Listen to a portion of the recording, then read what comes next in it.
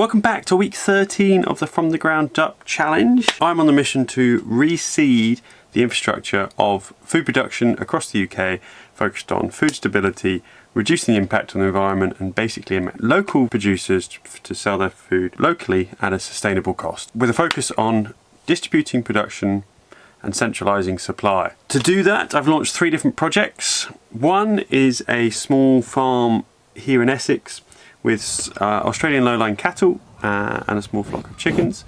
Goal being just to understand how farming works more, having just run it as a hobby when I was a kid, and to be able to build products for me that I then can ship to further afield. Number 2, I'm trying to build a social media presence, both here on YouTube and on TikTok, with the purpose of trying to gather as many like-minded people as I can and those interested in the space to gain some momentum going into the third project, which is building the platform to be able to consolidate all that together. It's called Yosis, and what it does is exactly that. It decentralizes production, centralizes supply, all by just offering the pipelines and the operating system to merchants, producers, processors within the sector, allowing them to aggregate all of their efforts into one, reducing replication and hopefully driving efficiency. All the while with a focus on how can we sustainably produce our food over the next 100 years. With all that the world currently faces today. So let's jump in. First up, this week has been predominantly about grazing and trying to find the cattle grazing. I've been mapping it out and working through the different fields that we've got access to, which we have got numerous fields that we have access to. However, some of them we're using as hay, some of them we need to reseed, and some of them just don't have any grass in. Actually, all of them don't have any grass in right now. The cattle down the village have pretty much overgrazed what we're on there now. I'm waiting to go into the woodland that we were in last year, and I'm hoping that can support us for a lot longer. But I haven't yet checked what the grass is like down there, so I need to go and visit that. 5 different groups of cows. We've got the heifers, which are just cows that haven't had a baby yet. We've got the cows, which are the 6, which have had babies before, ranging in age from 5 years to the oldest is 13, I think, so she is getting on. And then we've got the calves from last year, which are the children of those cows. And then we've got 3 steers who are due to be butchered this year, and then we've got a bull as well. So I've got to find grazing for all of them. Each one has a slightly different requirement. With the cows and the heifers, they will be calving this year. Their windows are between the cows are due to calf between March and May, although they don't show many signs right now, so I'm a bit concerned about that, but we hold on. And the heifers are due July to October, again showing no signs of being in calf. We don't currently get them tested just because we don't have a local vet, which is an ongoing theme and issue that we've got here. Just the expense of getting a vet out here is high. So our focus of this year is to try and get some spring grass into the rotation, which we'll be seeding in. We've got herbal layout there, but we're also going to be seeding in hay and graze, which the clue's in the name. You can hay it and then graze it either before or after. And so hopefully that'll allow us to split these fields up a bit more evenly across the year rather than trying to graze them all in a 4-month period at the end of it. But that being said, spring is certainly springing. It's around the entirety of the farm. You can see the buds coming out, and the farm is definitely bursting into life. The grass is growing, and just as of today, I've seen the weeds have started to grow as well, which is the real sign that the growth is on the way. Which does mean the hedgerow has beaten me. I've had to admit defeat. With everything that's going on, something had to give, and me finishing off the hedgerow was it. I should start earlier in the year, really. Now the sap has started shooting up the trees, it's not a good idea to push that hedgerow too much, and it's up to the other end of the field. I've done a reasonable job. Depending on my mood when I walk up there, it does look a bit scrappy or looks pretty good. But already is in full blossom. Chicks are doing very well. They are now 2 weeks old. Yep, 2 weeks old. Over 2 weeks old, something like that. And growing very fast. We're just collecting eggs into the incubator for the next batch. Decided, Dad came up with a wise suggestion that we're going to move the L2 chickens from their current house in L2, which is a polytunnel, into that new house that he's built. He's done an incredible job. It is looking amazing. But if we're going to put the chicks in there, it's going to take 6 months for us to find out if it works when they start laying and things like that. So he made the astute assumption that we should get started in that sooner rather than later. So we're going to move L2s in there. Also means we can aggregate them all back together again, because they're all split between multiple houses at the moment to try and reduce the damage to each other. But that house is much bigger than L2, so that will work really well. So I'm excited to get them in. I've got permission to get them out in the field as well, which is lucky because it's something weighing on me. In the end I didn't have to worry, but it was had been weighing on me not getting that permission, but we have got it, so we can take that out into the same field that L2's in. L1 is doing okay. We've taken the grass away and we've actually given it to the calves out there, who absolutely loved it. It is really proving, one thing that is going right is the chickens are really proving that they have the ability to really improve the quality of the soil. Any grass, if you look around the chicken houses, they are bursting with grass in swathes compared to pretty barren fields. So that is something I'm at least happy by. And so even last year, which is the first year that we ran it, you could see the grass growing much faster in the places that the houses had been. So this is something that we need to figure out how to replicate. I don't want to be taking all that nutrients away, so how we design it and build it is something that we are considering. One of the little baby chicks is absolutely adorable. He's still not gone in there. I'm a bit reserved because I put his brothers in too early and they passed away, unfortunately. So poor thing's on his own, but he gets all the food and drink and he wants. I assume it's a boy. They're always boys when they're on their own for some reason. But he's very sweet and comes to talk to me. We had a load of wind this week as well, and of course there was only one rock in the field, and the solar panel managed to upturn itself, travel 4 or 5 meters and land on that only rock in the field and completely smashed itself. So that was a bonus and a real up point. I normally turn them all over, but the wind said it was going to be low, but the gusts were incredibly high, so I just missed it, and the wind must have been coming from a certain direction. So it's just one of those things that has cost me money and in time effort to try and fix it as well.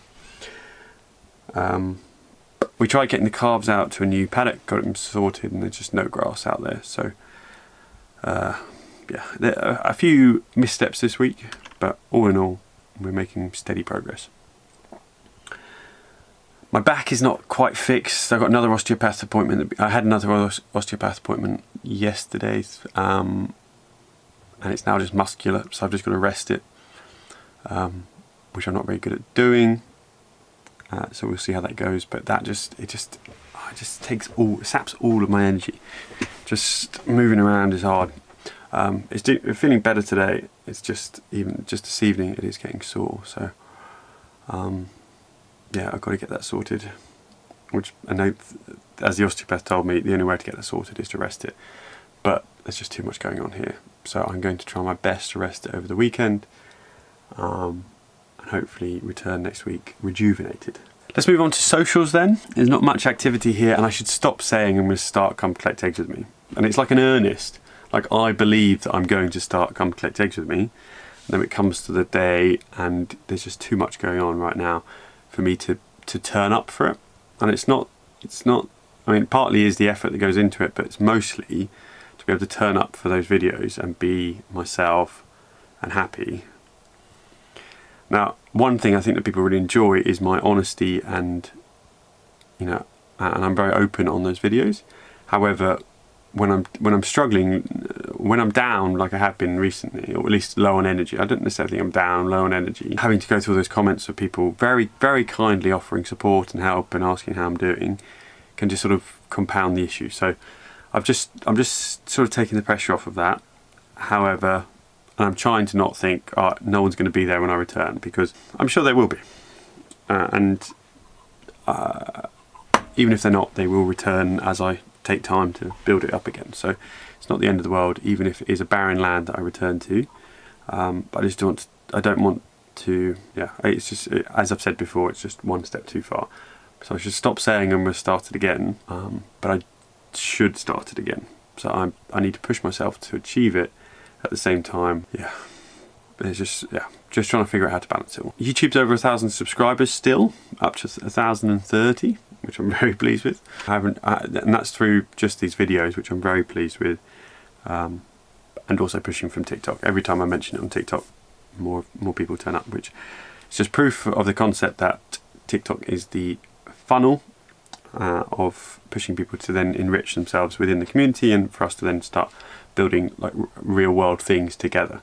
because that's the only thing I struggle with TikTok, is that the community I have on TikTok blows me away every time I go there, but it doesn't necessarily translate into real world actions. And I can make money out of them. I know, I've proven that to myself. If I do patches and things like that, I can make money doing it.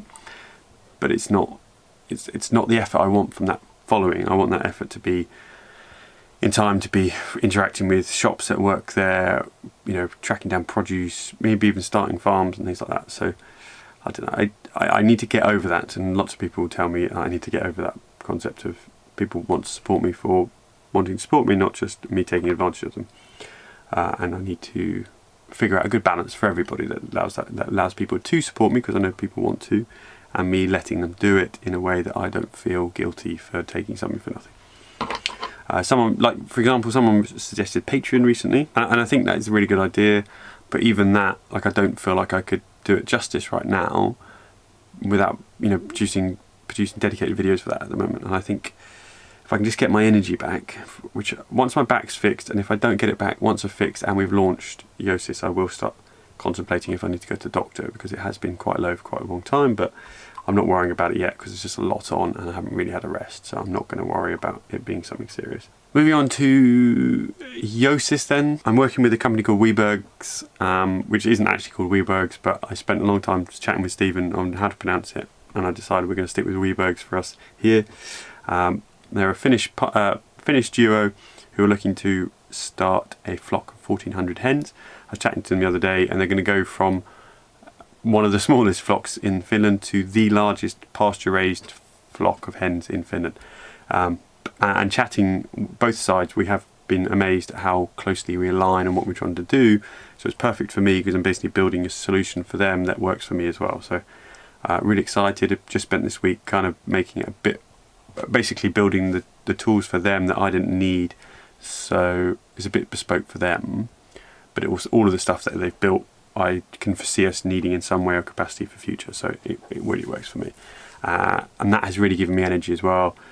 Stephen's a bit of a yin to my yang in terms of organisation, and then he's really good at absorbing information and going around and travelling and meeting new people and stuff, so I think we should make a really good partnership. But I'm pretty confident we can get everything sorted, and in fact I'm very confident we get everything sorted, and yeah, I'm really looking forward to seeing that grow, and I'm hoping that he's going to inject some energy back into me, because that's what we're here for. That is exactly what I've started this whole thing for, is building stuff like that. So with this momentum boost that I'm getting this over the line, it's been beautifully timed, just because yeah, I've just running out of steam. But all in all, spring's going to re-inject it.